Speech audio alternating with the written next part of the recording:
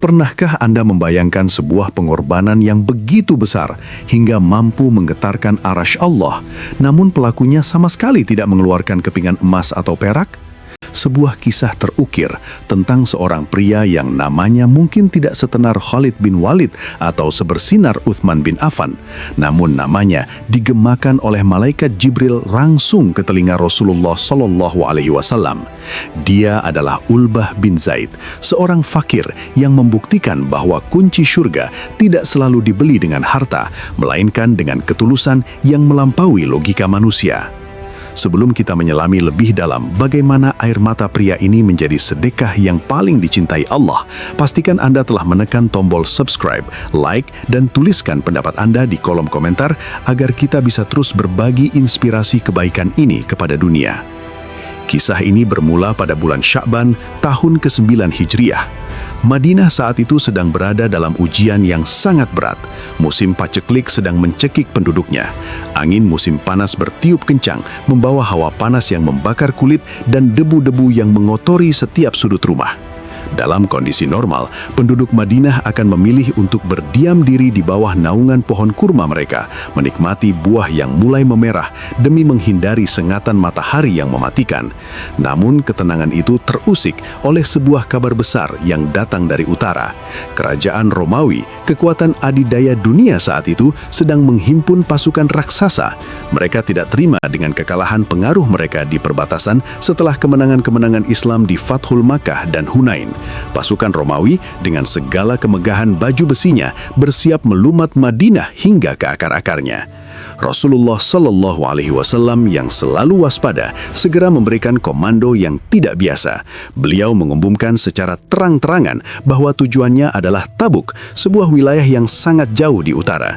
Inilah yang kemudian dikenal sebagai Jaisyul Usroh, pasukan di masa kesulitan. Mengapa disebut masa kesulitan? Karena selain jaraknya yang ratusan kilometer menembus gurun pasir yang membara, kondisi ekonomi umat Islam saat itu sedang di titik nadir. Namun perintah jihad telah turun. Disinilah tabir pemisah antara iman dan nifak mulai tersingkap dengan jelas. Orang-orang munafik mulai berbisik di pojok-pojok kota.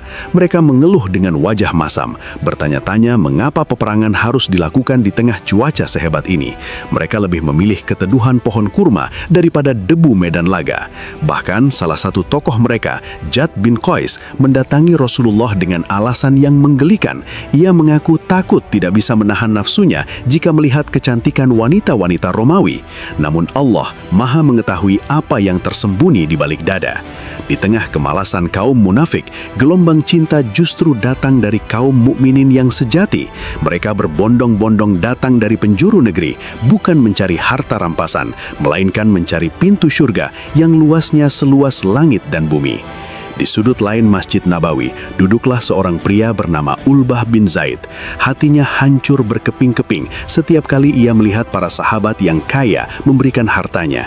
Ia melihat Abu Bakar As-Siddiq datang membawa seluruh harta yang ia miliki, tidak menyisakan apapun kecuali Allah dan Rasul-Nya untuk keluarganya. Ia menyaksikan Umar bin Khattab membawa setengah dari kekayaannya. Bahkan ia tertegun melihat Uthman bin Affan yang dengan dermawannya memberikan ribuan dinar dan ratusan onta lengkap dengan perbekalannya. Saat para tengkulak mencoba menawar dagangan Uthman dengan harga berkali-kali lipat, Uthman justru menantang mereka dengan mengatakan bahwa Allah telah menawar hartanya 700 kali lebih banyak. Setiap denting koin yang jatuh di nampan sedekah adalah belati bagi hati Ulbah. Bukan karena ia iri dengan kekayaan mereka, melainkan karena ia iri tidak bisa memberikan hal yang sama untuk membela agamanya. Ulbah adalah seorang Ansor dari kabilah Aus yang benar-benar tidak memiliki apa-apa. Ia tidak punya kuda untuk ditunggangi, tidak punya pedang yang tajam, bahkan 1 dirham pun tidak tersisa di kantongnya. Ketika ia mendengar sabda Nabi bahwa siapapun yang membekali pasukan di masa sulit ini akan diampuni dosanya dan dijamin surga baginya, Ulbah merasa seolah bumi sedang menghimpitnya. Ia merasa menjadi satu-satunya orang yang akan tertinggal dari rombongan menuju surga. Saking sedihnya, Ulbah dan beberapa sahabat fakir lainnya mendatangi Rasulullah. Mereka memohon dengan sangat agar diikut sertakan dalam perang. Namun Rasulullah dengan berat hati menjawab bahwa tidak ada lagi kendaraan yang bisa membawa mereka. Mendengar itu, Ulbah pulang dengan bahu yang lunglai. Air matanya bercucuran bukan karena takut mati, tapi sedih tidak bisa berkorban. Allah bahkan mengabadikan momen menyedihkan ini dalam Al-Quran, menggambarkan mereka sebagai orang-orang yang kembali dengan mata yang membasah karena tidak memiliki apa-apa untuk dinafahkan. Sesampainya di rumah, ketika senja telah berganti malam yang sunyi, kegelisahan Ulbah memuncak. Di atas tikar lesuhnya yang sudah menipis, ia terus membolak-balikkan badannya. Pikirannya melayang pada deretan onta Uthman dan tumpukan dirham Abu Bakar.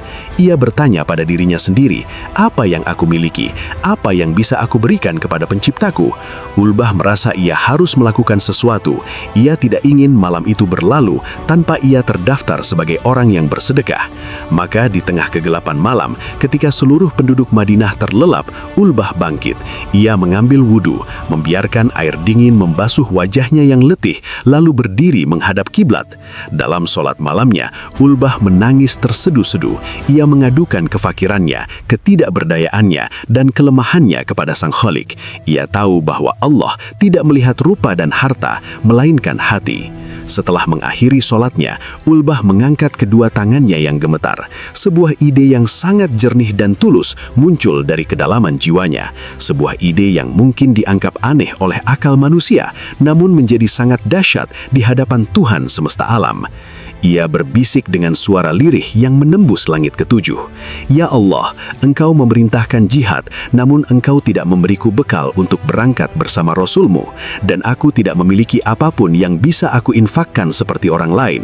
Maka saksikanlah ya Allah, malam ini aku bersedekah dengan kehormatanku. Siapapun muslim yang pernah menghinaku, menyakitiku, atau menjatuhkan harga diriku, mulai saat ini aku maafkan mereka semua. Itulah sedekahku untukmu ya Allah. Ulbah terus mengulang-ulang doa itu hingga hatinya merasa tenang. Ia memberikan satu-satunya aset yang ia miliki, harga dirinya. Ia membuang jauh-jauh rasa dendam, sakit hati, dan ego manusiawinya demi memenuhi panggilan sedekah. Ia tidak sadar bahwa di saat ia mengucapkan kalimat itu, langit bergetar. Malaikat Jibril diperintahkan turun untuk membawa kabar tentang sedekah pria yang tidur di atas tikar lesuh ini kepada sang Nabi mulia. Fajar mulai menyingsing di ufuk timur Madinah, membawa semburat cahaya kemerahan yang membelah kegelapan malam. Ulbah bin Zaid bangkit dari sujud panjangnya dengan perasaan yang jauh lebih ringan, meskipun perutnya mungkin masih lapar dan kantongnya tetap kosong. Baginya, percakapan sunyi dengan Allah di sepertiga malam tadi telah cukup untuk mengobati luka hatinya yang sempat merasa terasing dari barisan dermawan. Ia membasuh wajahnya kembali, merapikan pakaiannya yang sederhana, dan melangkah menuju Masjid Nabawi untuk melaksanakan sholat subuh berjamaah di belakang baginda Rasulullah SAW. Suasana masjid pagi itu terasa begitu khidmat, namun tegang. Persiapan perang Tabuk telah mencapai puncaknya. Di halaman masjid terlihat sisa-sisa perbekalan yang dikumpulkan para sahabat semalam. Bau pelana unta dan tumpukan kurma memenuhi udara. Ulbah tersenyum tipis, menatap semua itu dengan pandangan penuh cinta, bukan lagi dengan rasa sesak. Ia merasa telah menyetorkan sesuatu ke bank langit, meski tak ada satupun manusia di bumi yang mengetahuinya. Baginya, biarlah rahasia itu terkubur bersama tikar lusuhnya yang menjadi saksi air mata semalam. Namun Allah Subhanahu wa Ta'ala tidak pernah membiarkan ketulusan hambanya terkubur dalam kesunyian. Allah ingin menunjukkan kepada seluruh umat manusia hingga akhir zaman bahwa nilai seorang hamba tidak terletak pada seberapa banyak emas yang ia genggam, melainkan pada seberapa bersih hati yang ia bawa menghadapnya. Begitu sholat subuh selesai dan salam diucapkan, Rasulullah tidak langsung beranjak.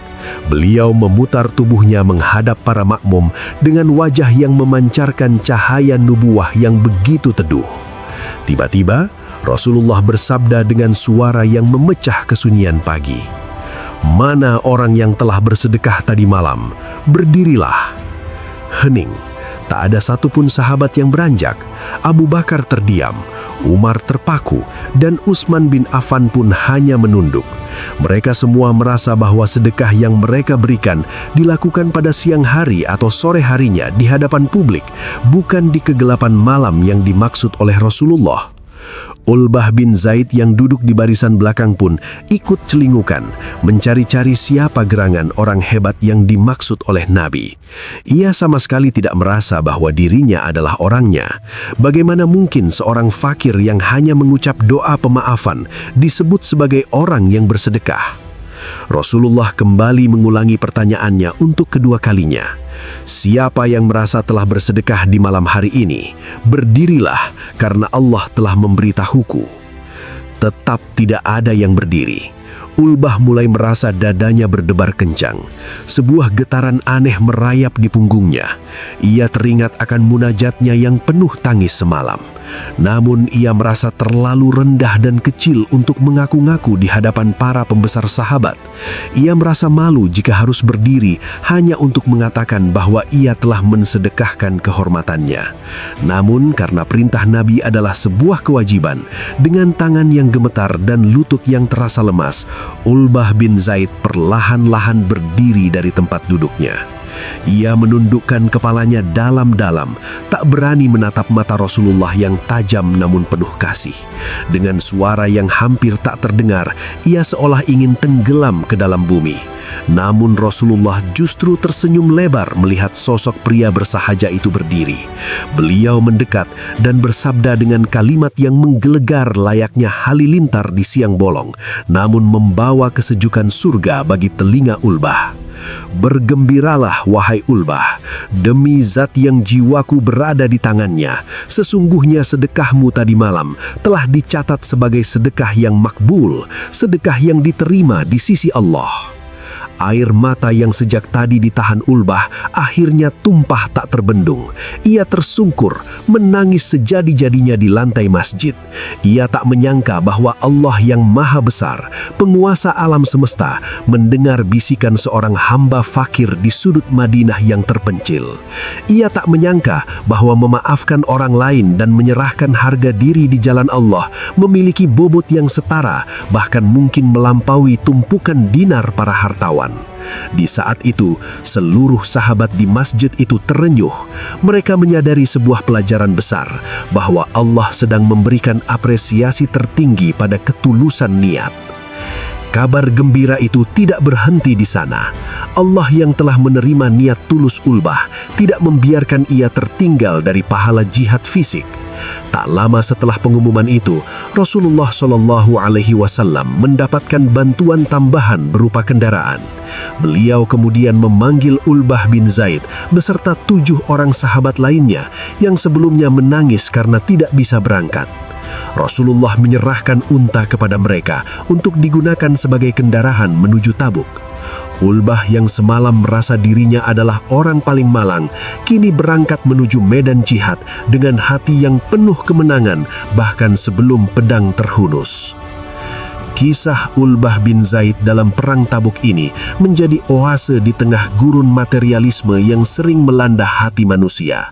Kita seringkali merasa kecil hati karena tidak memiliki harta untuk membangun masjid, tidak memiliki uang untuk menyantuni ribuan anak yatim, atau tidak memiliki jabatan untuk membela agama.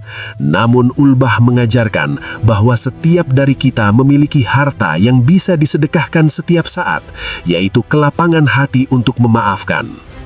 Dunia hari ini penuh dengan orang-orang yang membawa dendam, orang-orang yang menyimpan sakit hati, dan mereka yang rela menghabiskan energi untuk membalas penghinaan. Ulbah bin Zaid memilih jalan yang berbeda. Ia menjadikan rasa sakit akibat dihina sebagai aset akhirat. Ia mengubah harga diri yang terluka menjadi tiket menuju ridho ilahi. Inilah sedekah yang tidak membutuhkan dompet tebal, namun jiwa yang besar. Allah tidak pernah melihat hasil akhir sebagaimana manusia melihatnya. Manusia melihat angka, Allah melihat makna. Manusia melihat kemegahan, Allah melihat ketulusan. Di masa kesulitan seperti Jaisyul Usroh, pengorbanan sekecil apapun yang disertai dengan kepayahan yang besar memiliki nilai yang sangat fantastis di sisinya. Itulah mengapa segenggam kurma dari orang miskin bisa lebih berat timbangannya daripada segunung emas dari orang yang pamer. Hingga pasukan Islam akhirnya berangkat menuju Tabuk, Ulbah bin Zaid berdiri tegak di atas kendaraannya. Ia membuktikan bahwa kemiskinan harta tidak boleh membuat seseorang miskin cita-cita akan akhirat. Keberangkatannya ke Tabuk bukan sekedar perjalanan fisik menempuh ratusan kilometer, melainkan simbol kemenangan ruhani atas rasa putus asa. Perang Tabuk akhirnya berakhir tanpa pertumpahan darah besar karena pasukan Romawi gemetar ketakutan melihat keberanian kaum muslimin yang lebih mencintai kematian daripada kehidupan. Dan di balik kemenangan itu ada andil doa dan sedekah kehormatan dari Ulbah bin Zaid. Semoga kisah ini tidak hanya menjadi angin lalu di telinga kita, melainkan menjadi pemantik api semangat untuk terus berbuat baik dalam kondisi apapun. Karena sesungguhnya Allah tidak pernah mempersulit hambanya untuk masuk syurga. Pintu-pintu kebaikan itu bertebaran di mana-mana. Terkadang ia berada pada koin-koin yang kita infakkan, namun seringkali ia berada pada senyuman dan maaf yang kita berikan kepada mereka yang telah menyakiti kita. Jadilah seperti Ulbah, yang namanya mungkin asing bagi penduduk bumi, namun sangat dikenal oleh penduduk langit. Semoga Allah melembutkan hati kita semua untuk selalu menjadi hamba yang gemar bersedekah, baik di waktu lapang maupun di waktu sempit. Wassalamualaikum warahmatullahi wabarakatuh.